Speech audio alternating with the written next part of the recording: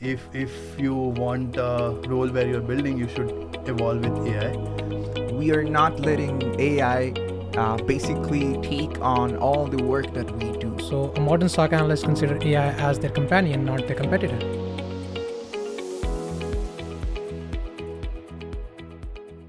Welcome to Inside the Mesh. I'm Diego Ramirez, and today we have two very special guests, Jash Bhagwanani and Gurveer Singh. Welcome to the show, guys. Thank you. Thanks for having us, Diego. Gurveer, walk us through how a typical day looks like for a security specialist at Bell Cyber. So a typical day starts with actually monitoring how our SOAR playbooks and agentic AI workflows have performed overnight. What were they able to solve autonomously, and where was actually human intervention required to seed those edge cases. Then a big part of our day is actually strategy, looking into solutions, what we can implement using agentic AI and SOAR, and how we can cover the gaps we currently have.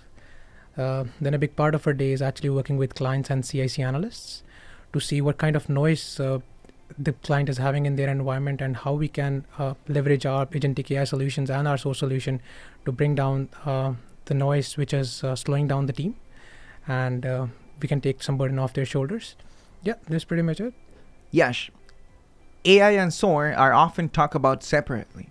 How do they come together in an autonomous SOC operations? So I'd say there's a misconception, a misunderstanding that AI and SOAR are same. They're actually not. AI is actually the brain, and SOAR is the muscle of the automation. And when they both come together, you can take your automations to next level. AI actually helps with analytical, logical, and more of decisive tasks, where SOAR actually helps execute that. Yeah, very well said. So when we started working on SOAR like 3 or 4 years back, we saw that we had to put the logic of each and everything. We have to think that in mind. Okay, this can be a possibility, and this is what we need to automate. But with the involvement of AI in our SOAR playbooks, that logic part has gone. The playbooks are so autonomous that the AI can think on the basis of how the alert is coming in, what kind of lateral activity we are having, and what kind of action I need to take using SOAR. I agree with you, Yash. I also think that AI is the brain, while the SOAR is executing those responses, blocking an IP, revoking the user sessions, or taking another action on the tools that we manage for our clients. It's important to understand that there should be a balance between what AI is doing versus what the SOAR solution is also doing. We need to also educate our clients on what our responses to some of the playbooks that we have in place are, and how to maximize the efficiency of them. Yeah, absolutely. Veer, what skills does a modern security specialist require in order to get into this field? Whether it's a traditional SOC or a modern SOC, I think foundation is the same. One need to have strong fundamentals of cybersecurity. One need to know how networks work, how packet flows through it, and what the life cycle of an attack is. But the main difference where a modern SOC analyst is different is actually applying in artificial intelligence. So a modern SOC analyst consider AI as their companion, not their competitor. If they know what kind of knowledge they can feed to AI, how it can guide it, and how they can validate its outputs and build workflows around it, they can make their job much, much easier. So yeah, they leverage AI as a tool which can enhance their performance, and they do not consider it as their competitor.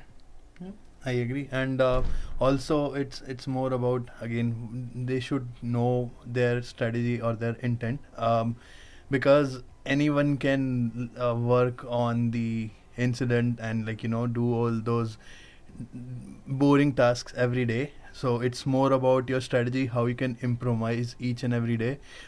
It's not just about resolving the incidents. It's also about how we can mitigate or fine tune either the use cases or our workflows, which can be beneficial for our cyber intelligence center as well as the clients. Correct. So basically, a security specialist or a security analyst can no longer just work on tier 1 and tier 2 tasks, right? They need to innovate. They need to think about strategies that will take their role to a different position and basically they also need to think about how can they maximize their efficiency without sacrificing the quality of what they are doing, right? Exactly. Yeah.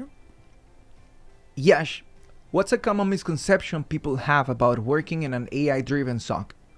So I would say the most common misconception about AI is that it replaces people, but honestly, it does not. It actually eliminates repetitive triaging, false positive alerts, and it helps the analyst focus more on higher level of the incidents. And the security specialists are still so much in control now, and they can actually focus on their productive tasks. Yep, I agree for sure. So it actually empowers an analyst or a security specialist. It gives you out the information you need right away so that you don't need to jumble over 6 different tools to get what is related to just one incident, right? So it actually empowers an analyst or a specialist to do their job.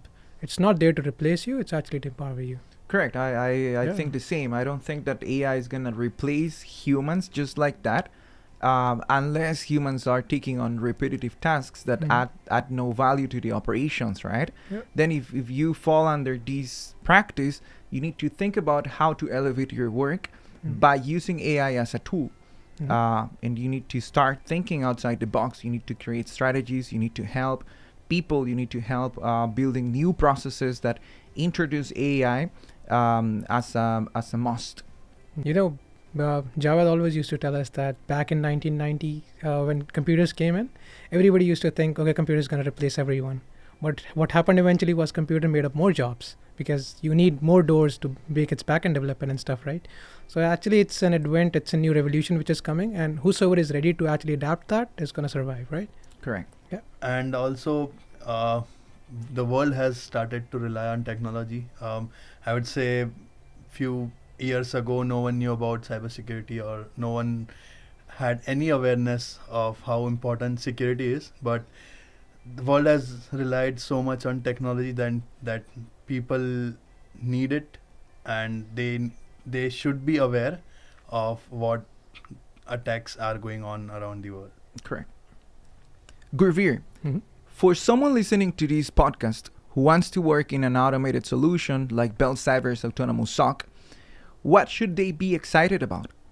I think they should be excited about the impact they'll have on the industry. You know, previously there used to be such big chains, SOC analysts just triaging the incident and they escalating it to the client, and the client network team taking like days or 2 days to just block an IP. But right now you just see the autonomy which we bring with autonomous SOC. AI is actually triaging the incident for you guys. AI can make a decision, track a lateral movement, and if any action has to be taken, it will take right away. So the containment from the like a 3-day process has been brought down to 5 minutes. So why not implement that? Yeah, and I'd say it's more about the role. It's more a role where you're constantly learning. AI evolves, world evolves, and so do we. And I've heard many a times our CEO John Menezes saying that if you want a role where you're building, you should evolve with AI. So that's what I would say. Autonomous SOC is a good place to be. Correct. You should continue educating yourself on best practices while using AI and SOC solutions, right? I agree with Gurveer. You mentioned something that is really important. 5 years ago, not even that, 3 years ago, we used to call our clients and notify them about a malicious IP hitting some of their assets in their internal networks. And the process of triaging and containing the threat and eradicating the threat completely used to take, I don't know, many hours, right? 12 hours, 25 hours. If it was a weekend, we needed to wait until the clients actually acknowledged the incident and took the appropriate actions. We no longer need to fall under that practice because it's outdated, right?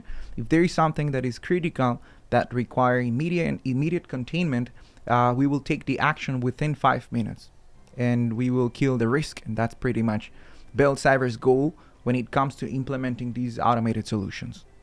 And even before the AI agents, when we just had SOAR and we started with mitigating the threats within the 5 minutes time to containment. Uh, that time also we had a predefined threshold where the IP is malicious or not. But I wonder now with the AI agents, we don't even have any uh, hard-coded threshold. It's the agents who decide if the IP is malicious or not, and straight away just gives the decision that okay, this IOC should be blocked, or the user should be like the like, user should be disabled, or any other remediation action. Correct. Guys, to wrap up, people are always afraid of what AI can do because it's a powerful tool, and well, not just a tool. AI is a solution. It's a strategy, right? It's a way of fixing our lives in any context that you're looking at it, right? How did Bell Cyber overcome what we call AI hallucination, and what did we put in place to ensure that we did not sacrifice the quality of our work, and at the same time we continued innovating and we continued supporting our operation? That's a very good question, actually. So there are tons of guardrails which we added in our agentic AI solutions, which protect it from hallucination and toxicity.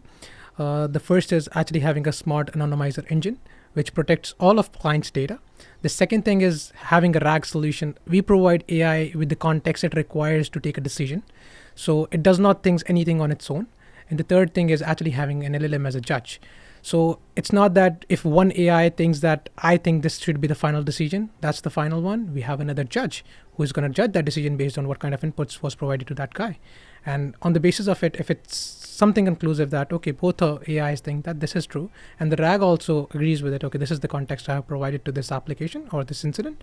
So yeah, the AI, there are tons of guardrails which we have like this kind in place to make reduce hallucination and toxicity.